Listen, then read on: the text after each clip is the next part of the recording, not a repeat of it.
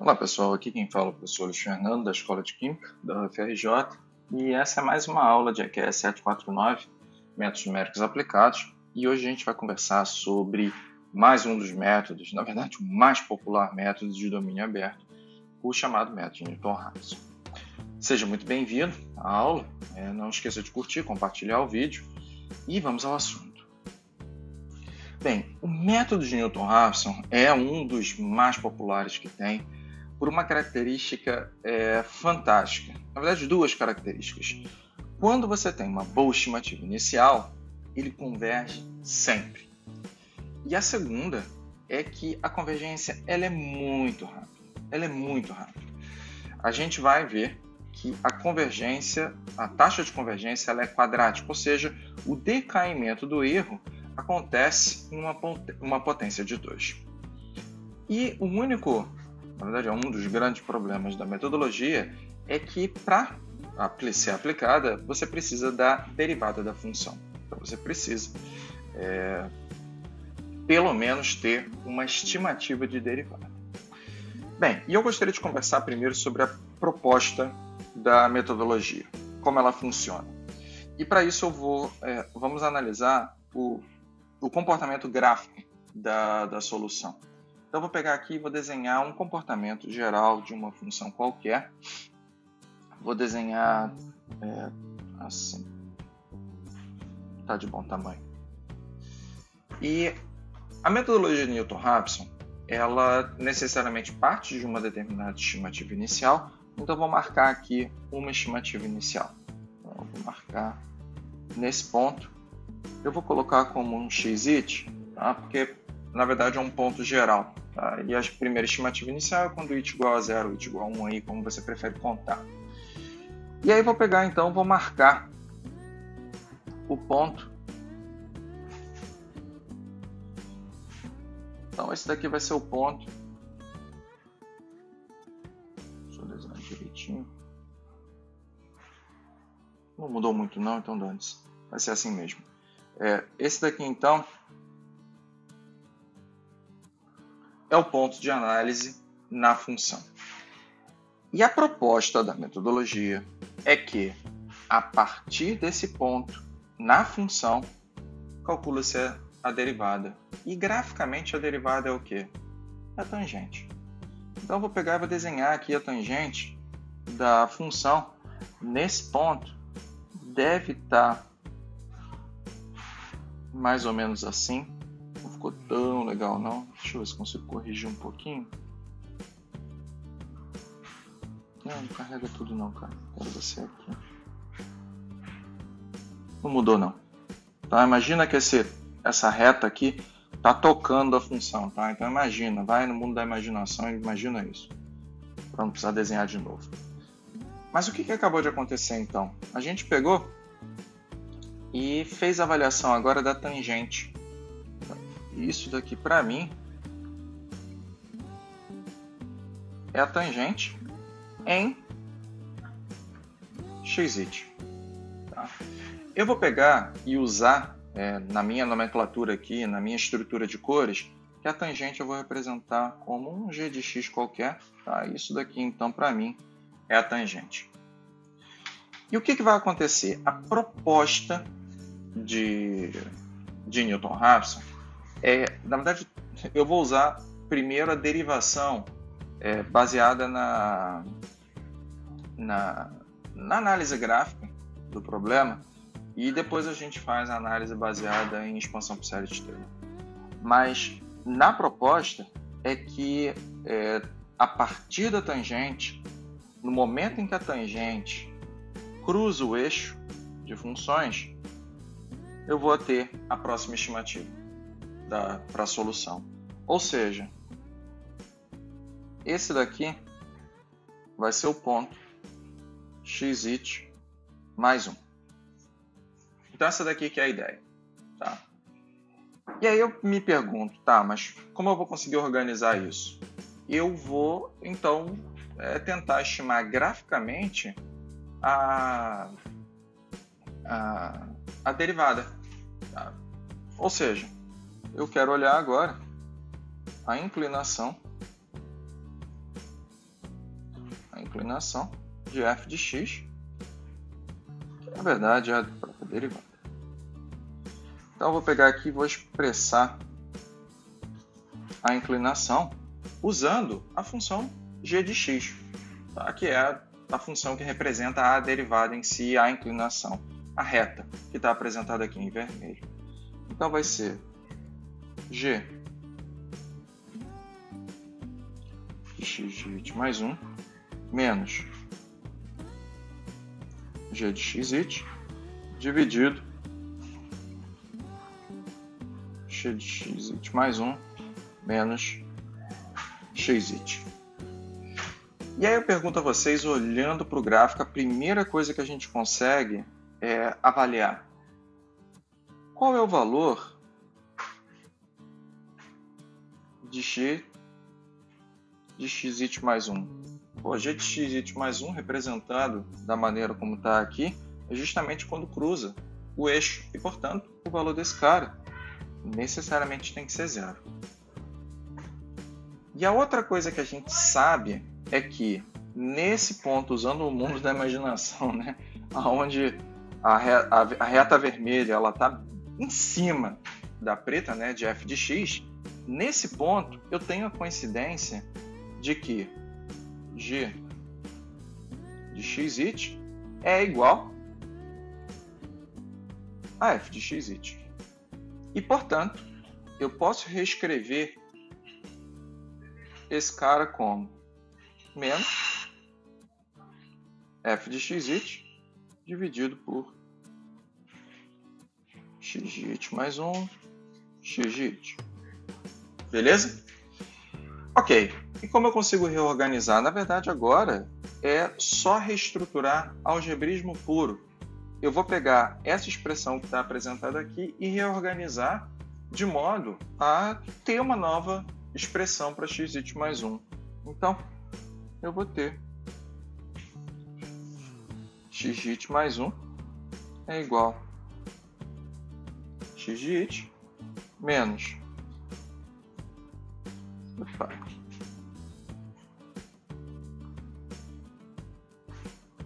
x de it dividido pela derivada avaliada em que ponto? Em x de it. E essa daqui é a expressão que eu queria obter para a propagação da solução. Tá?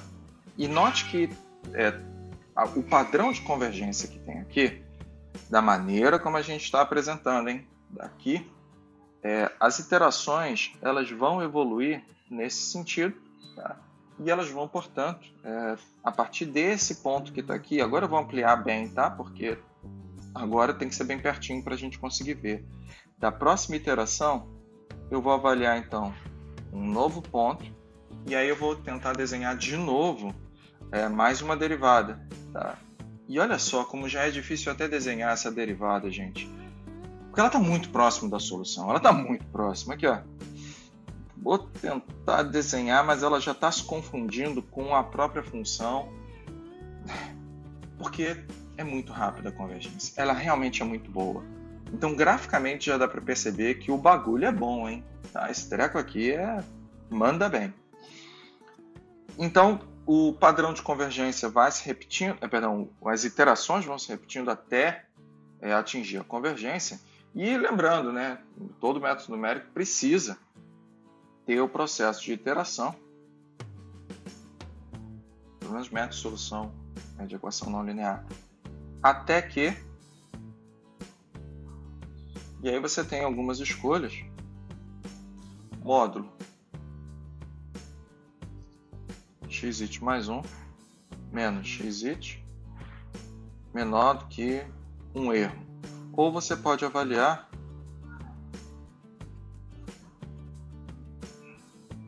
menor do que uma tolerância. Tá? Lembrando que aqui eu tenho que trabalhar com valor absoluto. Então eu tenho essas duas possibilidades de trabalho aqui. Beleza. Como mais eu consigo deduzir isso daqui? Eu posso trabalhar também com a avaliação do próximo ponto de iteração, usando a expansão de série de Taylor, a avaliação sobre o valor de xit mais 1 em torno do valor de xit. Então, olha só, vou apagar o que tem aqui e vou rededuzir a metodologia, agora seguindo diretamente por uma proposta matemática. Mas que vocês vão ver que vai dar o mesmo resultado, vai dar a mesma coisa. Então, a gente fez aqui a análise gráfica, agora eu vou repetir esse cara usando uma metodologia matemática de expansão por série de Taylor. Então, usando expansão por série de Taylor, eu vou usar então a avaliação em xit mais 1 em torno de xit. Essa daqui é a ideia. Então eu quero avaliar f de xit mais 1 em torno de f xit menos, aliás, aqui ainda é mais, a derivada de f avaliada em xit mais 1 menos xit mais trunquei a série. Então ela é truncada. E qual é a proposta da metodologia? O padrão de convergência tem de ir para onde? Eu quero que a função ela tenda sempre a que valor? Cara, eu quero que esse cara vá a zero. Eu quero que esse cara vá a zero. Então, a minha proposta aqui, para que esse treco dê certo, é montar toda a estrutura considerando que esse cara daqui ele vai a zero. E, portanto, se eu zero, né, esse valor na expressão que está apresentada, eu vou apagar aqui para deixar mais imediata a manipulação que vai ser feita. Eu vou então botar esse cara daqui igual a zero, f de xit mais 1 igual a zero. E note que se eu pego e rearranjo a expressão que está aqui apresentada, eu vou resgatar a mesma expressão que eu acabei de colocar para vocês. Eu vou chegar a xit mais 1 vai ser igual a xit menos a função avaliada em xit dividido pela sua derivada. E essa daqui, portanto, é a dedução de Newton-Raphson seguindo uma metodologia matemática. As duas chegam, então, ao mesmo resultado, mesmo padrão de convergência, tudo igualzinho. Ok, eu quero ver esse treco aqui agora na prática. Eu quero ver como esse moço aqui funciona. Então, vou usar o exemplo de sempre que a gente está aplicando aí nas aulas. Essa daqui, então, é a função que a gente tem de trabalho. Já apresento para vocês a expressão analítica da sua derivada. Muito complicada, muito complexa. Cuidado, talvez você precise de um livro de cálculo super, hiper avançado para calcular isso. Mas eu vou montar o padrão de convergência. Eu vou utilizar a tolerância de 10 a menos 1. Vamos montar aquela tabela que a gente sempre faz. Primeira iteração, então iteração 1. Eu vou colocar a estimativa na iteração 1 é a estimativa inicial. Eu vou usar uma estimativa inicial igual a que a gente vem usando anteriormente. Vou usar xit igual a 1. Substituindo no valor da função, esse cara daqui vai dar... Pode substituir, gente. Vocês vão ver que vai dar isso mesmo. Vai dar 2. Vou calcular então o valor da derivada. É só substituir ali do lado. Vocês vão ver que isso daqui vai dar 4. E vou calcular usando a expressão de Newton-Raphson, que estava no slide anterior, o novo valor de xit mais 1. Eu vou abrir um pouquinho mais de espaço, eu vou trazer essa tabelinha aqui para baixo, tá? Só para abrir um espacinho aqui para mim. E o novo valor vai dar meio, usando a expressão de Newton-Raphson. Vamos avaliar, então, se esse treco convergiu, usando então o valor de x mais 1. Vocês vão ver que esse cara vai dar 0,25. E 0,25? Não, ainda não está. Nossa, que letra feia. Faço questão de desenhar isso de novo. Não, ainda não está abaixo da minha tolerância. Vamos repetir. Então agora na próxima iteração, vou usar o valor de meio, de x mais 1, né? E esse cara agora vai dar 0,25, a sua derivada vai dar 3. Quando eu calcular o novo valor de x mais 1, vai dar 0,4167. E quando eu substituo esse valor na função, isso vai dar 6,9 vezes 10 a menos 3. E agora sim eu tenho um check. E a solução do meu problema. Então aqui eu obtive a solução.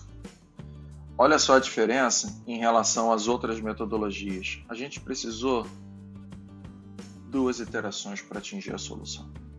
Se a gente repetisse esse problema para uma tolerância de 10 a menos 8, note que eu estou repetindo o mesmo valor das aulas anteriores, tá? Para a gente ter uma comparação. A solução ia ser atingida usando 4 iterações. Fantástico. Esse cara daqui é muito rápido.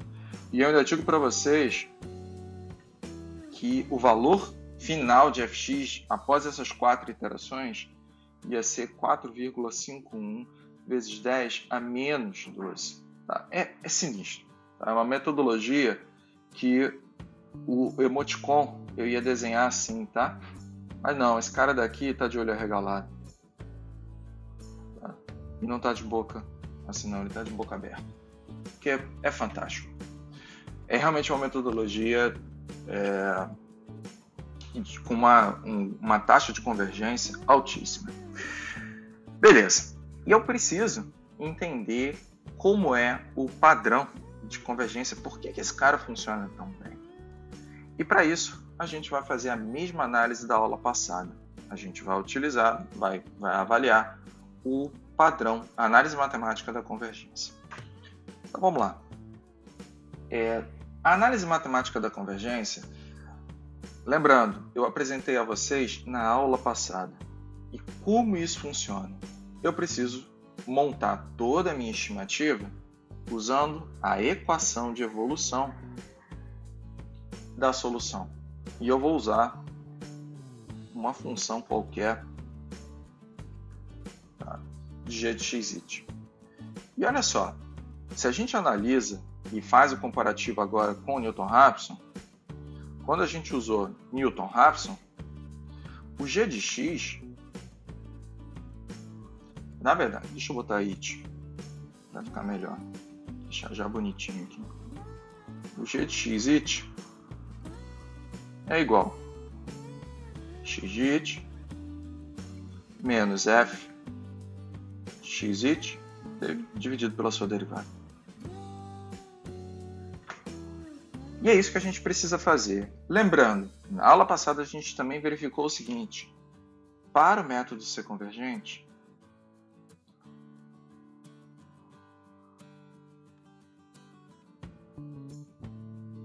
existe uma condição. E a gente viu que a derivada desse g aqui, em um ponto, entre it, né, e a solução esperada, tem que ser menor do que 1. Tá? Vou repetir. A proposta da metodologia, ela coloca que a avaliação desse moço, desse ponto, pode ser da iteração atual até a solução. Tá bom? Show! Vou pegar e montar a derivada de g de x. Na verdade, eu estou usando, então, vou fazer a derivada disso aqui. Tá bom? Então, vamos lá. Vamos montar aqui a estrutura e verificar como vai ser o padrão. Como vai ser a característica de convergência. Então, para mim aqui, o g de linha vai ser a derivada em x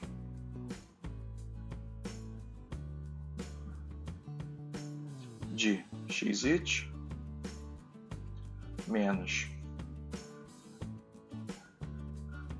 f de xy dividido pela sua derivada. E eu tenho que resolver esse carinha daqui. Eu vou botar uma dicasinha aqui no cantinho para a gente lembrar como isso daqui vai funcionar. Tá? É só para lembrar, hein, gente? Lembrando, vou botar em vermelho para vocês destacar aí. Lembrando, derivada de duas funções em uma divisão, eu vou colocar assim, m de x dividido por n de x. Tem uma regrinha que eu vou usar agora que vai ser a função n multiplicada pela derivada de m menos a função n multiplicado pela derivada de n dividido pela função n elevado ao quadrado. Tá? Então, eu vou pegar e vou aplicar diretamente na expressão que está aqui em cima. Então, esse cara daqui vai dar 1 menos f' de x vezes f' de x menos f de x multiplicado por f duas linhas de x dividido por f' de x ao quadrado. Fazendo o algebrismo aqui, tranquilex, isso daqui vai dar f de x, f duas linhas, deixa eu apagar porque eu acho que ficou pequenininho. Aqui a gente está falando de f duas linhas dividido por f' de x ao quadrado. E essa daqui é a expressão que a gente tem que utilizar. Eu vou já dar aqui uma adiantada. Note que o meu padrão, a minha garantia de convergência tem que ser o g' de x aplicado em qualquer um desses pontos para ter a garantia de convergência. E isso daqui tem que ser menor do que 1. Então eu vou pegar e vou avaliar a condição para a solução. Tá? Só para mostrar para você que o método de Newton ele é convergente. Então, para a solução, o ponto alfa, eu estou avaliando então para alfa. Eu sei que o f de alfa tem que ser 0. Afinal de contas, é o local da solução, né? Onde está a raiz. E se eu pego e substituo isso daqui nesse cara, eu tenho a avaliação, então, que isso daqui efetivamente vai ter que ser 0. Não tem jeito. E, portanto, Newton, Raphson, ele é convergente. Ele é convergente. Beleza. Mas eu ainda preciso fazer a avaliação do decaimento do erro. E, portanto, a gente precisa estruturar, da mesma maneira como a gente fez anteriormente, né? A gente precisa estruturar como os erros eles evoluem ao longo das iterações. Lembrando a vocês que eu estou aqui utilizando uma avaliação sobre coisas que eu já discuti em substituição sucessiva. Então, minha recomendação sincera, não assistiu a aula de substituição sucessiva, você já está cometendo um erro. Deveria ter assistido, porque lá vai ter toda a característica que eu vou utilizar diretamente aqui. Ok. Eu vou usar o espaço em branco que eu tenho no próximo slide e depois eu comento o que tem no próximo slide. Mas enfim, eu quero usar o espaço em branco que tem lá. Então olha para cá, tá? Olha no que eu vou escrever, tá? Eu vou pegar e quero agora avaliar o decaimento do erro.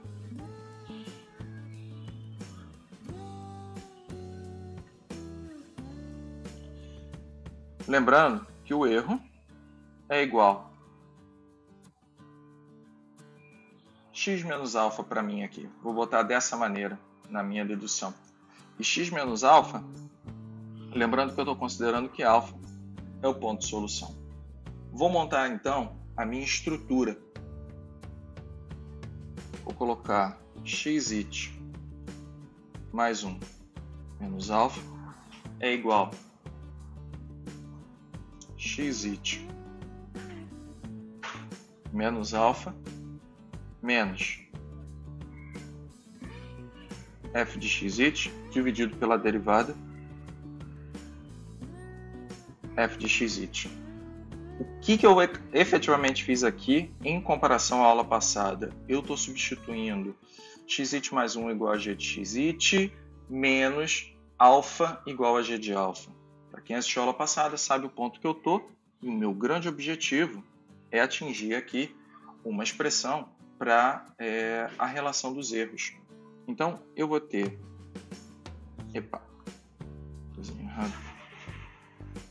Eu vou ter o erro em it mais 1 é igual o erro em it menos f xit dividido por f' de xit.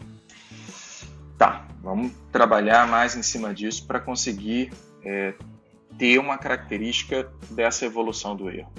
E para fazer isso a gente vai utilizar expansão por série de Taylor. Só para lembrar a vocês como é a característica da expansão por série de Taylor, vou voltar um slide. Tá? Expansão por série de Taylor, apresentada aqui. Eu posso, aqui ela está truncada no segundo termo, mas eu posso ter mais termos que envolvem derivadas de ordem superior. E é o que eu vou colocar agora, e é o que eu vou fazer. Então vamos lá. Vou pegar aqui e vou eu vou expressar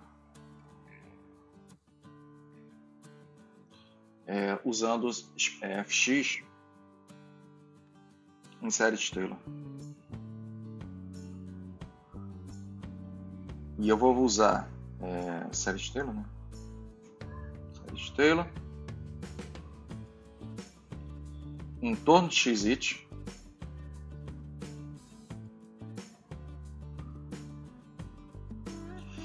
e avaliando em alfa.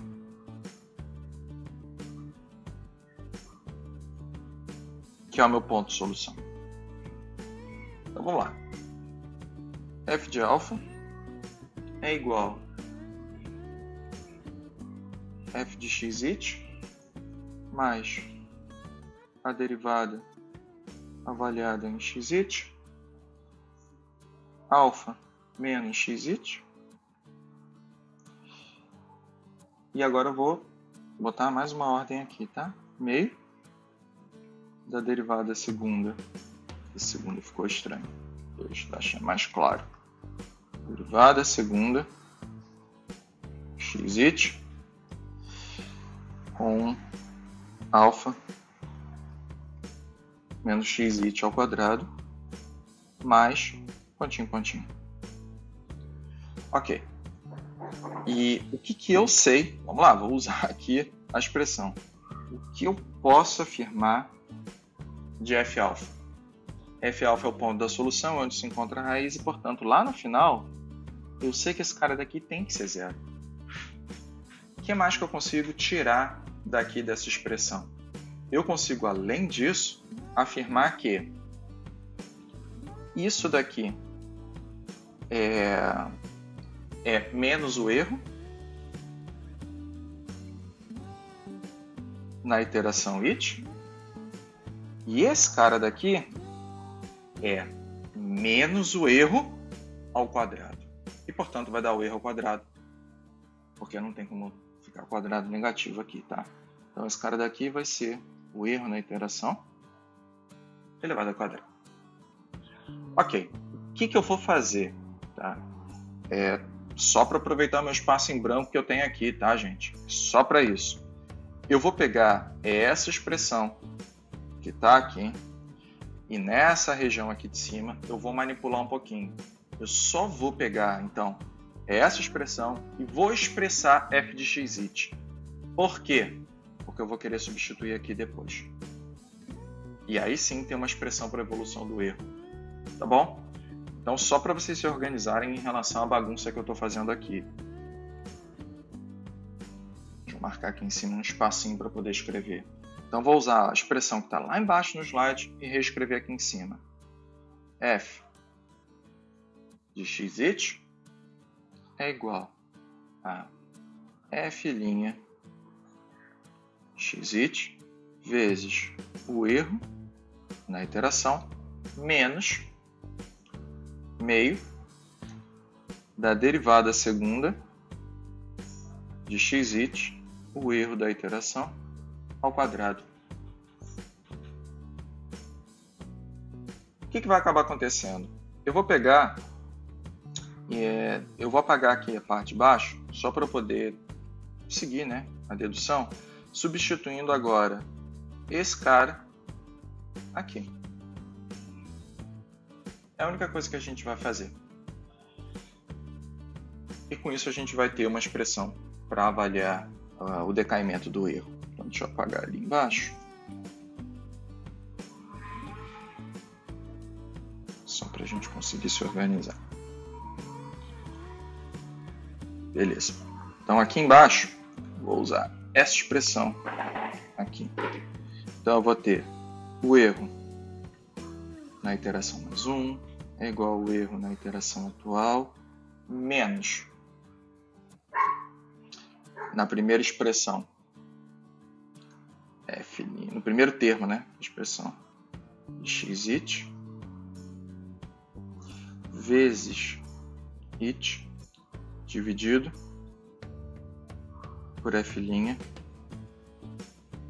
de xit, tá?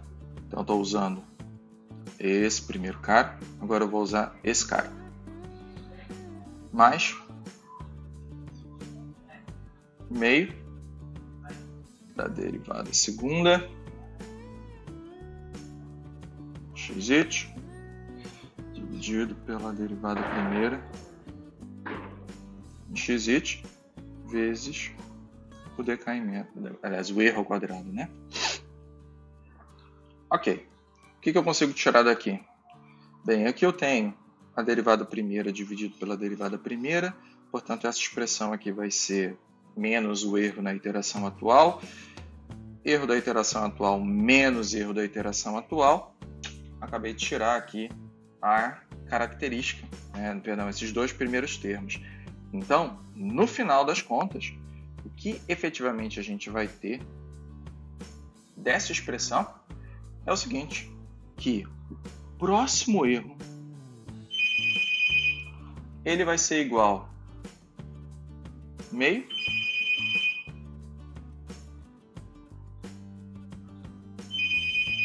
de f' xit. Deixa eu tirar daqui porque ficou muito preso aqui. Vou escrever aqui em cima, fica mais fácil. Multiplicado pelo erro na iteração atual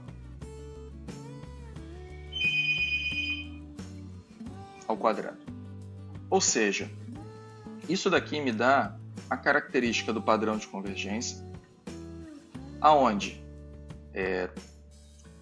essa característica me dá, sim, que tem uma queda no erro, no próximo erro, mas a queda ela vai ser quadrática e, portanto, convergência.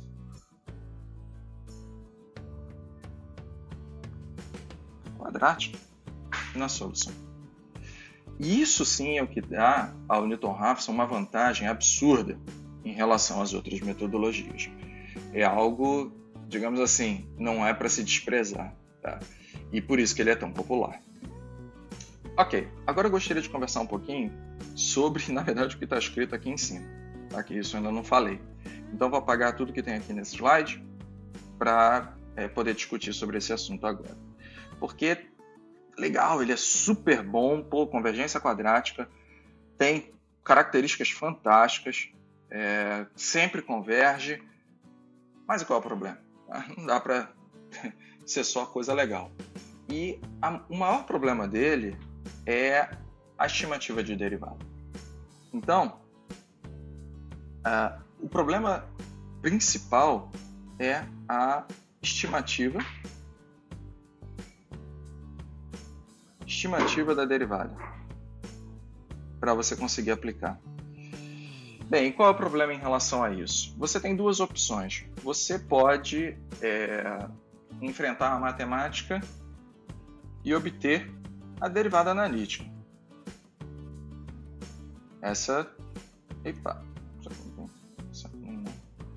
Analítica. Essa daí é a primeira proposta. Só que acho que a gente já deve ter percebido que tem alguns modelos físicos que são extremamente complexos. Existem, inclusive, alguns modelos no qual é virtualmente impossível você conseguir uma derivada analítica. E, portanto, você precisa ter uma estimativa de derivada e a proposta que existe é aplicar uma derivada numérica. Então, a segunda ideia é a estimativa usando uma derivada numérica. E como é que a gente pode fazer isso? Eu vou apresentar a vocês aqui a estimativa de derivada numérica mais simples que tem. Poderia ser uma outra proposta, mas é a primeira. Tá? Na verdade, existe coisa muito melhor que isso. Mas a principal derivada numérica, na realidade, é você dar um passo atrás dentro dos princípios de cálculo diferencial. Então, em cálculo diferencial, a definição da derivada é você aplicar o limite de um f de x mais delta x menos f de x dividido por um delta x e a gente aplica delta x tendendo a zero. E a proposta é a gente fazer o seguinte: olha, ao invés de ser um delta x tendendo a zero, e se a gente fizesse um delta x tendendo a um valor bem pequenininho? E essa daqui poderia ser a proposta. Tá?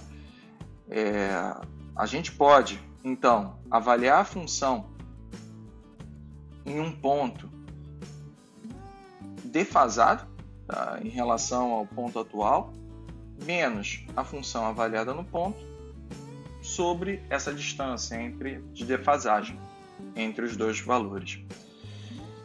Essa daqui é a primeira abordagem que tem, tá, de derivada numérica. É uma ideia, é uma proposta, pode vir a funcionar.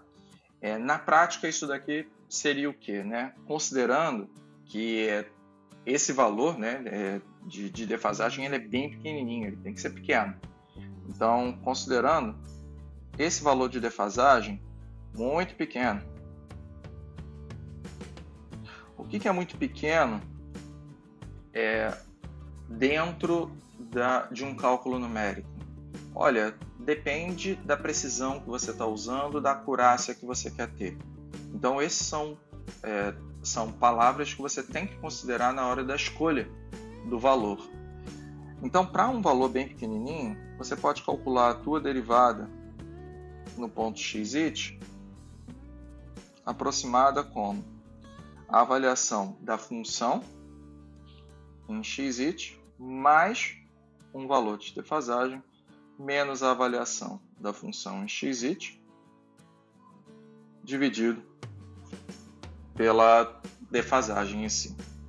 Isso daqui é o que a gente chama de método de Newton aproximado, uma vez que a gente está aproximando a derivada. E qual é o grande problema? Bem, a primeira questão que a gente tem que pensar é que você acabou de aumentar absurdamente o número de avaliações de função. Por quê? Quer dizer, absurdamente foi forte ter falado isso, tá? Aumentou, tá? Porque agora eu tenho que avaliar, além do método em si, eu preciso avaliar a função em x-it, a função em x-it mais uma defasagem, e a cada iteração eu tenho que ficar fazendo isso. Então, isso daí vai fazer o quê? Mais operações aritméticas, operações a nível computacional. Ou seja, o que você pode esperar disso? Vai ter um aumento no custo computacional. Isso pode ser irrisório, mas para funções analíticas, funções não lineares mais complicadas, isso daí vai dar um custo computacional bom. Tá? Isso daí pode aumentar bastante. Segundo ponto, dependendo do valor de epsilon que você adote, ou seja, o valor da defasagem, isso daí você pode trazer problemas de arredondamento dentro da acurácia que você está esperando e da precisão que você está considerando na solução. Então, o valor de epsilon pode, eu vou usar o pode, tá? Porque não é sempre que acontece isso, pode introduzir erros de arredondamento.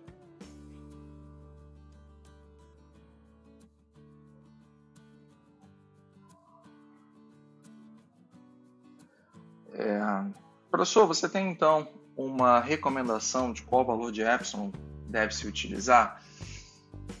A princípio não, porque depende de cada problema.